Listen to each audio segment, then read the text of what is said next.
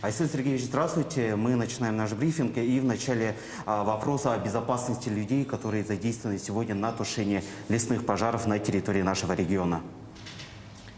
Безусловно, нас всех потрясла информация о том, что на пожаре в Чурапчинском районе, вблизи участка Межиги, погиб рабочий тракторист с Мегинских автомагистралей, гражданин Армении Игитян Илбаги.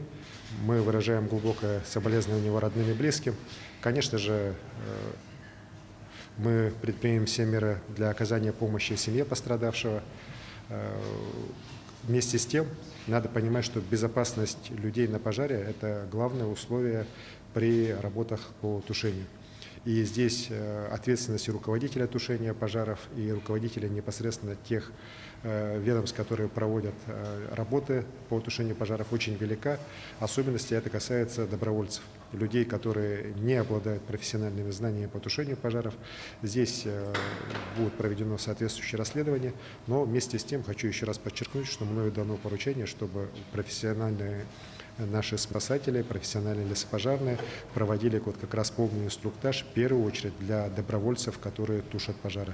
Добровольцы у нас есть, на сегодняшний день порядка 300 человек, вот сегодня прямо работают на тушении пожаров в республике. Ну и следующий вопрос. Это получается у нас текущая ситуация, как у нас сегодня, какая обстановка по лесным пожарам, сколько их и какая работа ведется? Безусловно, ситуация у нас сложная. Мы сегодня тушим 63 пожара на площади свыше 1 000 000 гектаров. 13 населенных пунктов у нас сегодня находятся в зоне опасности. Наиболее сложная ситуация по населенным пунктам у нас по Горному району, по Намскому, Усть-Алданскому, Чурапчинскому, Кобейскому. На тушении пожаров сегодня работает порядка 5000 человек.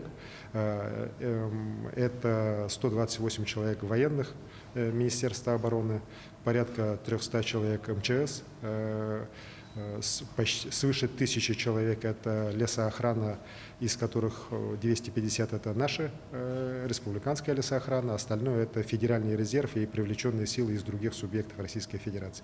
И вот человек 300 добровольцев, остальное это местное мобилизованное население. Работает свыше 700 единиц техники различной, в том числе работает и авиация Министерства обороны, и Министерства по чрезвычайным ситуациям, и вертолеты. Из-за задымления в Мирном достаточно долго у нас самолеты не работали, но уже несколько дней Би-200 и Ил-76 тоже уже начали работать по крупным пожарам по Западной Якутии. Конечно, это помогло нам достаточно серьезно ситуацию в последние дни тоже улучшить. Вот. Сейчас наша главная задача – это не допустить перехода огня на наши населенные пункты. По всем направлениям у нас группировки собраны, достаточно серьезные. Мы уверены, что должны отстоять наши населенные пункты. Ну, слава богу, что сейчас у нас вот та огромная ветровая нагрузка, которая была на прошлой неделе, когда ветер достигал до 25 метров в секунду, причем в течение длительного времени. Сейчас все-таки ветер спал, и пожарным на всей территории, лесопожарным работать все-таки стало гораздо легче. И по задымленности у нас, вот мы сегодня наблюдаем в столице региона задымленности и в ряде населенных пунктов. Вообще, что говорят у нас по прогнозам синоптики? Безусловно, я разделяю обеспокоенность жителей и города Якутска дымовой нагрузкой, которая у нас появилась со вчерашнего вечера. Дым сюда пришел с пожаров в Намском горном районах. Это кроме самих непосредственно пожаров, которые там идут, у нас серьезная дымовая нагрузка также из-за отжигов. Но здесь надо понимать, что эти отжиги должны быть проведены обязательно для того, чтобы не допустить дальнейшего разгорания пожаров. Я уже объяснял, что вот когда был сильный ветер, ряд пожаров у нас по очень длинной линии на несколько десятков километров, как раз вот в районе Тастаха, Улусыхы, они распространились. И вот как раз сейчас есть угроза перемене ветра, что эти пожары начнут не только в длину, но и уже в ширину распространяться. И сейчас главная задача – опахать эти пожары. Там длина минерализованной полосы в итоге будет составлять, наверное, свыше 100 километров. Там работает техника Министерства обороны, техника наших крупных компаний, таких как Сахатранснефтегаз, городская администрация, также со стороны южной части, скажем, этого пожара тоже проводит работы. И нам главное сейчас вот создать эту полосу минерализованную и провести встречные отжиги. Поэтому я прошу к этому с пониманием отнестись. Это абсолютно необходимо для того, чтобы в ближайшее время все-таки мы с этими пожары остановили, локализовали, ну и потом уже ликвидировали. Мы надеемся, что все-таки смена ветра произойдет в ближайшие сутки, ну и уже станет легче дышать. При этом я просил руководство города, Евгения Николаевича Григорьева, чтобы все-таки по городу Якутску работодатели вот в условиях сильной задымленности делали или укороченный рабочий день, если можно делать и выходные дни, вот когда сильная задымленность на тех предприятиях, где это можно сделать. Ну и чтобы учреждения здравоохранения, скорая помощь работали в усиленном режиме для того, чтобы оказывать помощь людям, которые, конечно же, безусловно, страдают от этого сильного дыма.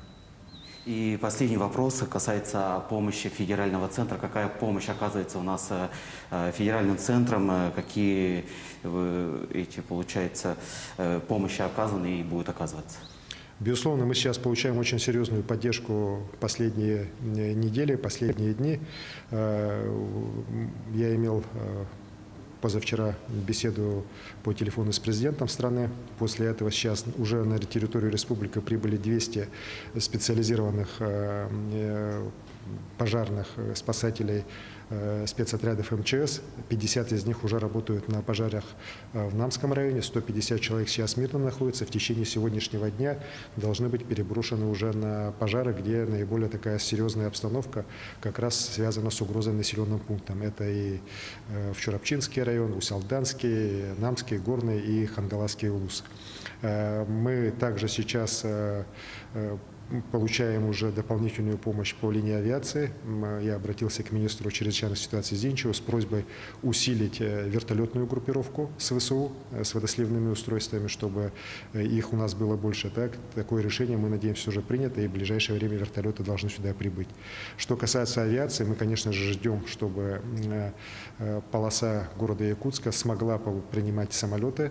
Как только позволят технические параметры полосы принимать самолеты, я очень надеюсь, что будет выдано хотя бы даже разовое разрешение на полеты военной авиации и авиации МЧС для того, чтобы они могли работать с аэропорта Якутска. Сейчас просто идет процесс, когда бетон, положенный на взлетно-посадочную полосу Якутска, он должен затвердеть, и специалисты говорят, что это должно произойти, но минимальный срок это после 20 августа. И мы очень надеемся, что до этого времени нам хватит ресурсов вот по остальным пожарам, по всем отрабатывать, локализовывать их. Ну и, конечно же, решение принимается и долгосрочного характера, мы об этом знаем. Это и увеличение норматива финансирования, которое правительством страны сейчас принимается. Это и решение, которое сейчас приняла комиссия во главе с Юрием Петровичем Трутневым о выделении уже сейчас 150 миллионов рублей на приобретение специализированных тракторов класса ДТ-75 для того, чтобы мы их уже могли подготовить к работе уже в следующем сезоне, с самого начала, уже к зимнему периоду, чтобы они начали работу по подготовке к следующему лесопожарному сезону. Хочу еще раз обратиться к жителям республики. Ситуация очень сложная. Мы никогда еще не испытывали такой засухи, такой жары. У нас ряд очень серьезных проблем и по сельскому хозяйству, по травостою. Сейчас правительство принимает решение. Вот пожары, они у нас, к сожалению, не уменьшаются. И очень прошу людей воздерживаться от выездов в леса. У нас, к сожалению, уже есть по нескольким населенным пунктам случаи возникновения пожаров именно из-за человеческого фактора. Если вот июнь-июль у нас в основном это все шли сухие грозы, и сейчас от сухих гроз возникают пожары, но по некоторым случаям мы видим, что это все-таки человеческий фактор. И для того, чтобы минимизировать последствия несанкционированных выездов на природу, вообще угрозы, в том числе и людям, которые туда выезжают, сейчас принято решение, что сезон охоты у нас тоже будет отложен до снятия режима чрезвычайной ситуации в лесах.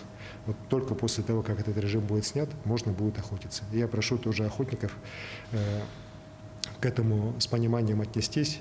Охотники – люди, которые любят природу, уважают природу, ну и понимают, что сейчас, конечно же, находиться в лесу, охотиться, но это совсем не то время, когда можно этим заниматься. Уверен, что мы все вместе, единой силой справимся с стихией пожаров.